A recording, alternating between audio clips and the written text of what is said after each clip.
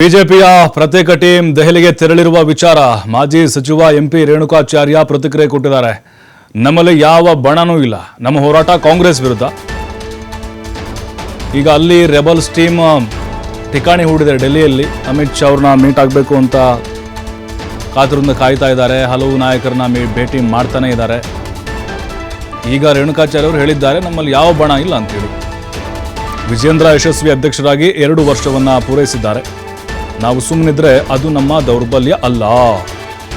ಬಹಿರಂಗ ಹೇಳಿಕೆ ನೀಡದಂತೆ ವರಿಷ್ಠರು ಸೂಚನೆಯನ್ನು ಕೊಟ್ಟಿದ್ದಾರೆ. ವಿಜೇಂದ್ರ ನೇತೃತ್ವದಲ್ಲಿ 2028ರ ಚುನಾವಣೆಯನ್ನು ಎದುರಿಸಿ ಅಧಿಕಾರಕ್ಕೆ ಬರ್ತೀವಿ ಅಂತ ರೇಣುಕಾಚಾರ್ಯ ಹೇಳಿದ್ದಾರೆ. ಯಾವುದೇ ಬಣಗಳಿಲ್ಲ. ಭಾರತೀಯ ಜನತಾ ಪಾರ್ಟಿ ಕಮಲದ ಚಿಹ್ನೆ. ನಮ್ಮ ನಾಯಕರು ರಾಷ್ಟ್ರದಲ್ಲಿ ಮೋದಿ, ಅಮಿತ್ ಶಾ, ನಡ್ಡಾ. ರಾಜ್ಯದಲ್ಲಿ ಯಡಿಯೂರಪ್ಪ ನಮ್ಮ ಸರ್ವೋಚ್ಚ ನಾಯಕರು.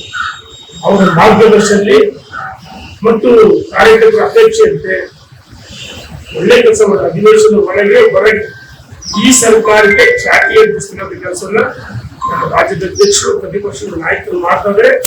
ಸೂರ್ಯಚಂದ್ರ ಯಶವಂತನು ರಾಜ್ಯದ ಅಧ್ಯಕ್ಷರು ಮುಂದುವರಿದ್ದಾರೆ ಮತ್ತು ಅವರ ನೇತೃತ್ವದ ಅಧಿವೇಶನ ಒಳಗೆ ಹೊರಗೆ ರೈತರು ಬೆಳೆದಂತ ಭತ್ತ, ಮೆಕ್ಕೆಜೋಳ ಖರೀದಿಯನ್ನು ಪ್ರಾರಂಭ ಮಾಡಿ ಸಂಪೂರ್ಣ ಖರೀದಿ ಮಾಡಬೇಕು. ಹಾಲಿಗೆ ಪ್ರೋತ್ಸಾಹವನ್ನು ಬಿಡುಗಡೆ ಮಾಡಬೇಕು. ಕಳೆದ 2 ವರ್ಷದ ಪ್ರೋತ್ಸಾಹವನ್ನು ಬಿಡುಗಡೆ ಮಾಡಲಾಗಿದೆ.